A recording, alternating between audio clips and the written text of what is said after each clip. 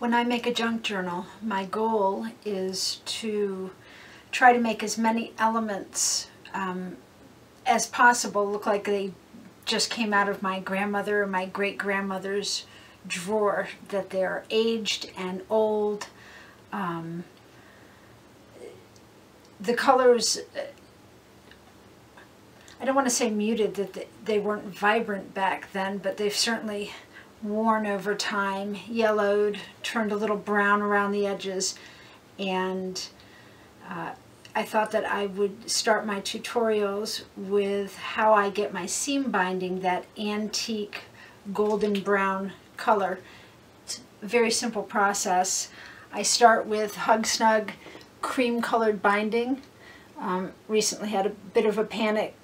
Lawrence Schiff company who makes this went out of business, and I thought, oh no, we're not going to be able to get this anymore.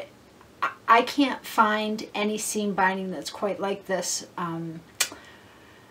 But in fact, it was bought out by the Off-Free ribbon company, and they're going to continue. They said 95% of the colors, so we'll still be able to get the cream Hug Snug seam binding that we've been using.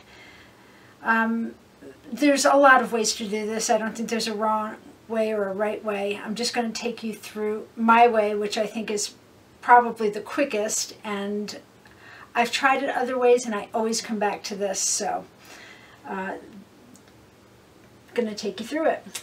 I have a journal that I'm making now, and I want to put the traditional dyed, slightly golden brown seam binding on it.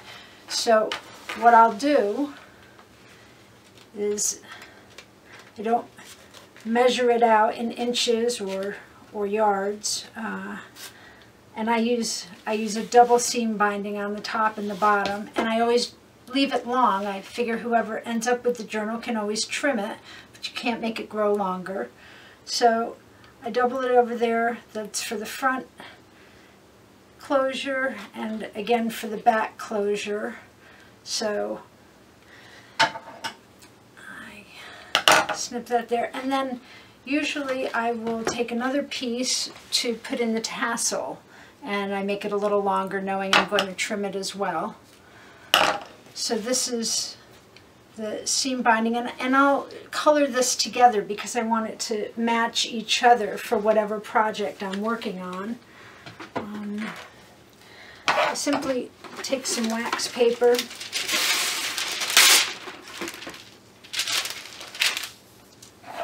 and I have an older pad of Tim Holtz Distress ink. This is Vintage Photo. It's the one that I use exclusively that might get a little wet when I'm dyeing things and such. And I always use this for my seam binding. So I start by smearing some onto the wax paper. And then I take my seam binding, and it does not have to be perfect. It doesn't have to be both sides.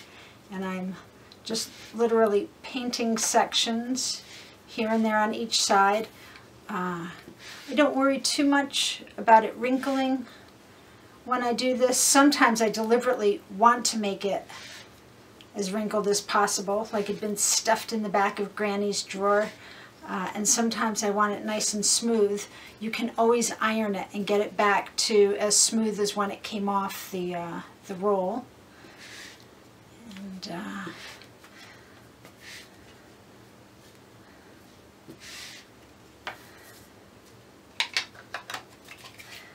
okay,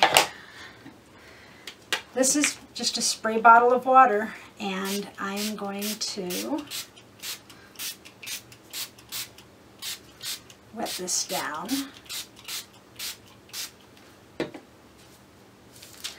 And smear it around on the wax paper. At first, it won't look like it is spreading out evenly. You'll have areas where it's darker and lighter and clumped. And what I do is I just work it with my fingers.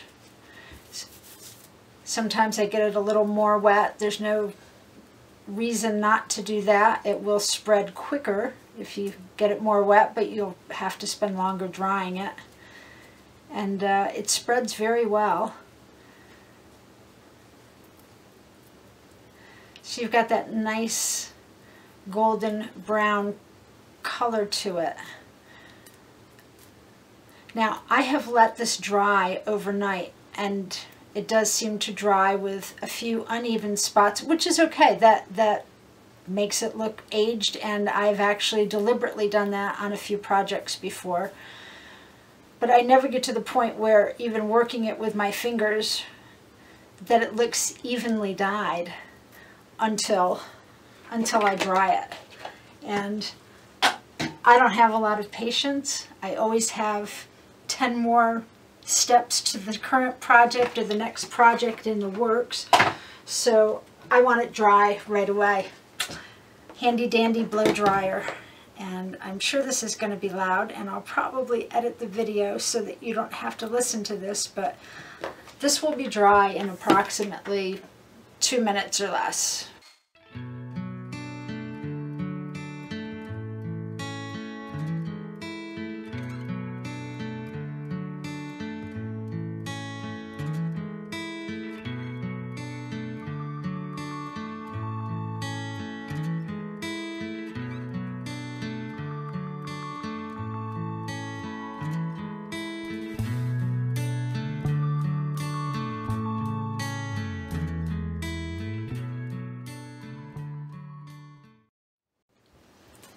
And that's all there is to it.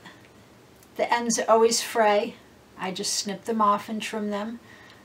If it's damp, you can let it sit out for a few minutes, or you can dry it for another minute, but it lightens it up so nicely.